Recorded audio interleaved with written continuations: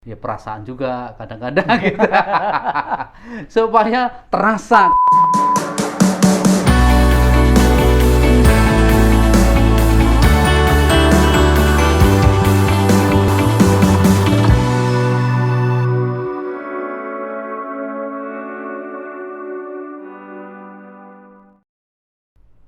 Hai, kita jumpa di Kapur Tulis. Kali ini di ujung selatan Jawa Barat, Sukabumi, kota Sukabumi.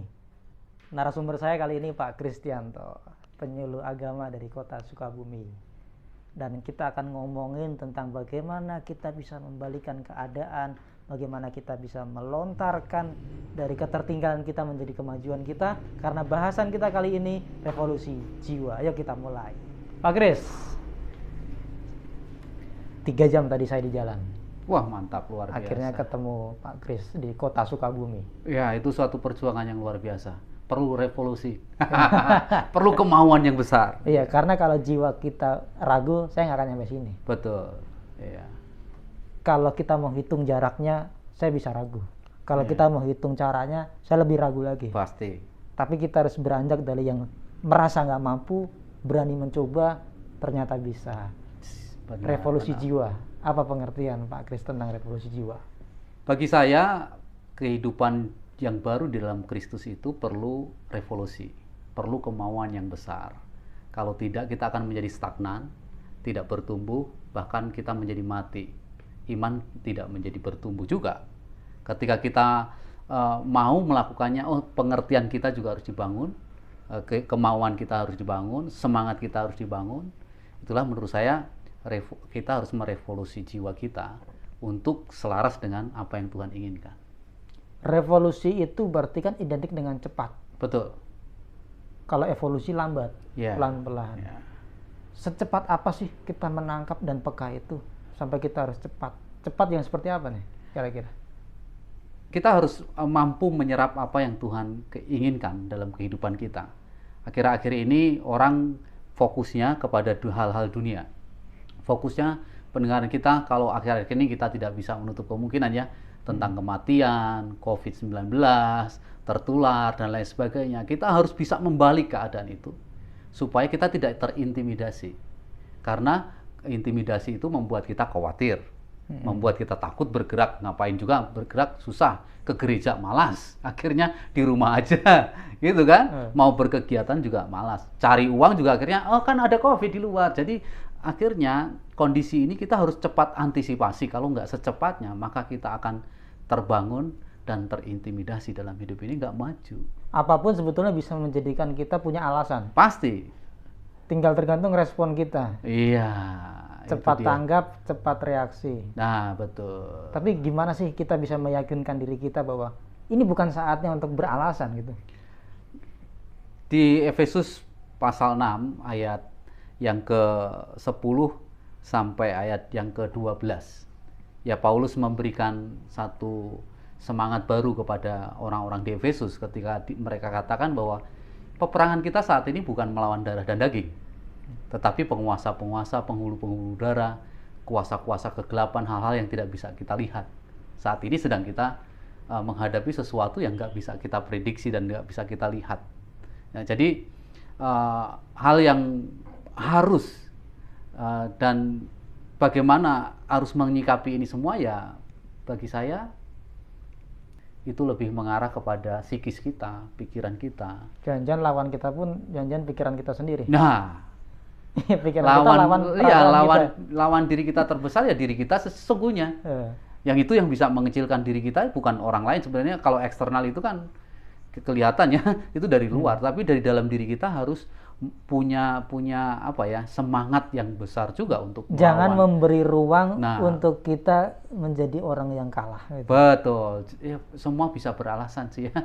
Betul tadi yang dikatakan, hal kecil pun bisa jadi alasan menjadi besar sehingga kita tidak mau bergerak apa-apa ya. Musuh kita sih sebenarnya zona nyaman dan kemalasan akhir-akhir ini. Nah, revolusi ya betul. Revolusi itu terjadi begitu cepat dan cenderung ada yang dikorbankan. Di mana-mana revolusi ada korban. Iya. Kalau kita nih Ntar ada yang ngaku lah korban perasaan, korban harapan. Betul. Kita mau revolusi jiwa, apa sih yang harus kita korbankan? Yang pertama, yang jelas keakuan ya. Saya senang Roma 12 ayat 1 sampai 2. Ya, di situ dikatakan ya kita ini jangan serupa dengan dunia ini. Artinya kita harus mengalahkan, mengorbankan tadi ya yang membuat kita nyaman. Biasanya itu adalah tantangan tersendiri. Yang membuat kita nggak mau melakukan sesuatu itu ada sesuatu semangat yang kurang. Nah, kita harus korban waktu juga ya, korban ya perasaan juga kadang-kadang gitu. Supaya terasa. Kalau nggak perasaan kita nggak ambil bagian di situ, nggak korbankan juga ya kita nggak bisa merasakan kehidupan. Intinya mau berkorban. Iya, kan? Harus dong. Kalau nggak mau berkorban ya nggak ada yang matang kan? Wah, benar. Korban 9 aja dikorbankan supaya matang kan? Iya, Yesus saja dikorbankan untuk menebus kita supaya ada revolusi dalam kehidupan kita. Jangan-jangan pribadi kita bukan pribadi yang matang karena kita nggak rela berkorban. Benar. Kerelaan itu sebenarnya dipacu dari kedewasaan berpikir, ya, berespon benar dalam keadaan yang tidak benar. Sebenarnya kan gitu. Respon kita harus tetap benar. Keadaan bisa salah, situasi bisa berubah, nggak enak, tetapi kita harus merespon benernya kayak apa nih gitu. Jadi belajar termasuk perasaan kita harus bisa merasakan nih situasi kita sedang seperti apa. Mengukur kemampuan kita supaya langkah kita, kecepatan kita, oh ini saya harus tarik dari Cikarang sampai sini kan harus berapa kilometer per jam nih. Karena apa? Kita harus mengukur juga kemampuan motor kita. Ya nggak? Kalau nggak ada ukurannya, kita mau 150 malah nggak jadi kemana-mana. Gitu. Nggak nyampe kemana-mana. Harus diukur juga kemampuan diri kita juga. Gitu. Kalau kadang saya berpikir gini, gemes sekali Tuhan ya. Tuhan itu ngajak kita berubah-berubah. Ayolah berubah gitu kan. Enggak kerasa-kerasa gitu. Yeah. Ini kan soal kepekaan ini. Yeah. Peka untuk berubah dan berubah menjadi peka. Betul. Selain kita tadi kan disebutkan harus menghilangkan keakuan. Benar. Dimana kita yang tadinya merasa bisa dan harus kita ubah jadi bisa merasa. Benar.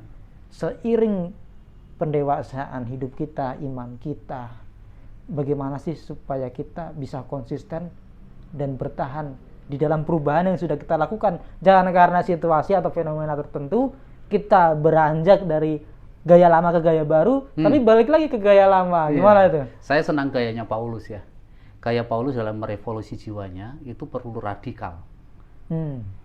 Radikal dalam iman. Paulus itu radikal dalam iman. Tapi ini positif ya, dalam arti yang positif ya. Ketika kita tidak mau mengubahnya secara radikal, maka kita akan terus terseret, tersedot dengan keinginan lama kita. Karena siapa yang ada di dalam Kristus, dia adalah ciptaan baru, yang lama sudah berlalu, sesungguhnya yang baru sudah datang. Bukan dengan timi-timi, artinya dengan santai-santai semua sudah berubah kok. Enggak, harus radikal. Paulus itu radikal. Di Filipi 1 ayat 21-22 dia katakan bagiku hidup adalah Kristus dan mati keuntungan. Ayat 22, kalau aku harus hidup memberi buah. Artinya ada sesuatu yang harus diubah dalam diri kita secara radikal.